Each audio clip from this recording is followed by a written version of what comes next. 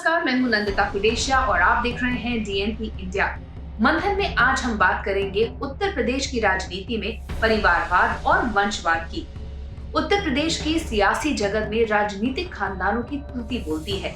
नेहरू गांधी परिवार की चौथी पीढ़ी अपनी खोई जमीन तलाश रही है, तो उत्तर प्रदेश के धरती पुत्र के सुपुत्र की इस बार परीक्षा है। वहीं चौधरी साहब की तीसरी पीढ़ी भी इस बार इम्तिहान की तैयारी कर रही है। नीले आसमान में चमकने की ख्वाहिश मैडम मायावती के भतीजे को भी है। राजनीति में वंशवाद और परिवार जैसे शब्द सुनाई तो खूब देते हैं, लेकिन सियासत और राजनीति से मोहब्बत करने वाले इससे बेपरवाह ही रहते हैं। और शायद यही वजह है कि प्रदेश की राजनीति में नेताओं के बेटे बेटियों की लॉन्चिंग का सिलसिला अब भी जारी है। राहुल और प्रियंका नेहरू गांधी परिवार की चौथी पीढ़ी से आते हैं। इस बार उत्तर प्रदेश के 2022 के संग्राम के लिए गांधी परिवार से प्रियंका ने कमान संभाल रखी है। प्रियंका ये जानती हैं कि पिछले 2 दशकों से कांग्रेस पार्टी में कार्यकर्ताओं की जगह नेता ज्यादा है और मौजूदा फौज के साथ किला फतेह करना संभव नहीं है। इसीलिए उन्होंने एक लंबी लड़ाई के संकेत दिए हैं। इस बार कांग्रेस का फोकस आधी आबादी पर है, जो कि पिछले 2 लोकसभा चुनावों और 1 विधानसभा चुनाव में बीजेपी या फिर नरेंद्र मोदी की ताकत रही है। उत्तर प्रदेश की राजनीति में धरती पुत्र की पहचान पाने वाले मुलायम सिंह यादव बढ़ती उम्र के साथ संरक्षक की भूमिका में आ गए हैं। साल 2012 में ही उन्होंने सत्ता की जो कमान है वो अपने पुत्र अखिलेश यादव को सौंप दी थी। उसके बाद से अखिलेश यादव के नेतृत्व को या तो सपा के क्षत्रप स्वीकार कर चुके हैं या फिर वो अपने लिए दूसरा ठिकाना तलाश कर चुके हैं।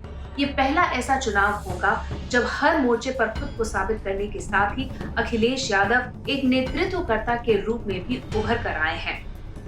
गठबंधन से लेकर टिकट तक सारे फैसले अखिलेश यादव ने खुद ही लिए हैं। इससे पहले कहा जाता था कि समाजवादी पार्टी में अखिलेश यादव से ज्यादा दूसरे नेताओं की भी चलती है, लेकिन इस बार चुनाव नतीजों का पूरा श्रेय अखिलेश यादव के खाते में ही जाने वाला है। पूर्व प्रधानमंत्री चौधरी चरण सिंह की राजनीतिक विरासत को तीसरी पीढ़ी के रूप में जयंत चौधरी संभाल रहे हैं। इससे पहले पार्टी की कमान चौधरी अजीत सिंह के हाथों में थी, लेकिन उनके निधन के बाद 2022 में जयंत चौधरी का पहला सियासी इम्तिहान होगा। पार्टी के चौधरी भी वो खुद हैं और चौधराहट संभालने की जिम्मेदारी भी उन्हीं के कंधों पर है। अब देखना ये होगा कि 2022 के यूपी चुनाव में साइकिल की मदद से और खुद अपनी समझ से आरएलडी का हैंडपंप पश्चिम में कितनी सियासी जमीन को सींच पाता है। सोनेलाल पटेल पूर्वी उत्तर प्रदेश का एक बड़ा चेहरा थे। उनके निधन के बाद उनकी राजनीतिक विरासत संभालने के लिए उनकी पत्नी कृष्णा पटेल और बेटी अनुप्रिया पटेल के बीच में जंग जारी है। हालांकि अब तक अनुप्रिया पटेल का पलड़ा ही भारी रहा है। वो खुद न सिर्फ 2 बार मोदी कैबिनेट में मंत्री हैं, बल्कि 2017 में भाजपा के साथ गठबंधन कर 11 सीटें लेकर मोदी लहर में अपने 9 विधायकों को जिताने में कामयाब भी रही थी। उनके पति आशीष पटेल भी भगवा दल की मदद से विधान परिषद पहुंच चुके हैं। इस बार फिर मां और बेटी आमने सामने होंगी। कृष्णा पटेल समाजवादी पार्टी के साथ है, तो अनुप्रिया पटेल का अपना दल एनडीए का हिस्सा है। यूपी के पूर्व सीएम कल्याण सिंह अब इस दुनिया में नहीं है, लेकिन उनके सामने ही उनका पोता संदीप तीसरी पीढ़ी के रूप में सियासत के कदम रख चुका है। उनके बेटे राजवीर सिंह राजू भैया एटा से भाजपा के सांसद हैं और पोते योगी सरकार में राज्य मंत्री। अब देखना ये है कि लोध और दूसरी पिछड़ी जातियों में खासा प्रभाव रखने वाले स्वर्गीय कल्याण सिंह के खानदानी वारिस इस पकड़ को कितना बरकरार रख पाते हैं।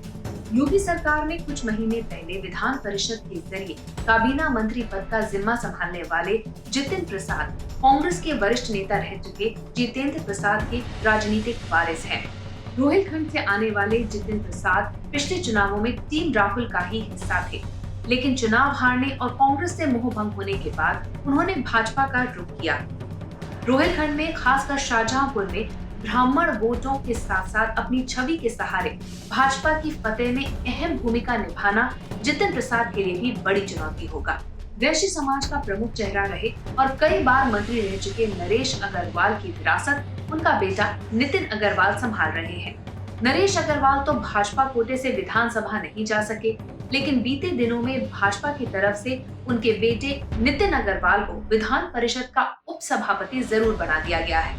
पूर्वांचल की राजनीति का एक बड़ा नाम है पंडित हरिशंकर तिवारी।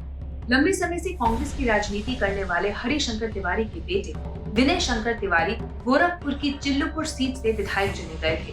बड़े बेटा कुशल तिवारी संत कबीर नगर से सांसद रह चुके हैं। उनके भांजे और बसपा सरकार में विधान परिषद के उपसभापति रह चुके गणेश शंकर पांड्या और तिवारी कुनबा इस बार समाजवादी पार्टी में शामिल हो गया है।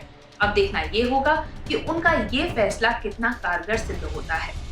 पूर्वांचल के बाहुबली मुख्तार अंसारी भी बड़े राजनीतिक परिवार का हिस्सा है। उनके दादा का नाम भी मुख्तार अहमद अंसारी था, जो कि आजादी से पहले इंडियन नेशनल कांग्रेस के अध्यक्ष रह चुके हैं। उनके चाचा हामिद अंसारी उपराष्ट्रपति रह चुके हैं। मुख्तार खुद विधायक हैं और भाई अफजाल अंसारी गाजीपुर से बसपा सांसद हैं। बड़े भाई सिबगतुल्ला अंसारी पूर्व विधायक हैं। योगी सरकार के निशाने पर रहने वाले बाहुबली मुख्तार अंसारी के खानदान पर भी इस चुनाव में सबकी नजर होगी। फिलहाल मुख्तार अंसारी जेल में है। देखना ये होगा कि जेल में रहकर वो अपनी या अपने परिवार की कितनी मदद कर पाते हैं। हमारी इस रिपोर्ट के बारे में आपकी क्या राय है, कमेंट सेक्शन में जरूर लिखिएगा। साथ ही अब तक अगर आपने हमारा चैनल सब्सक्राइब नहीं किया तो जल्द ही इसे सब्सक्राइब, लाइक और शेयर कीजिए। नमस्कार।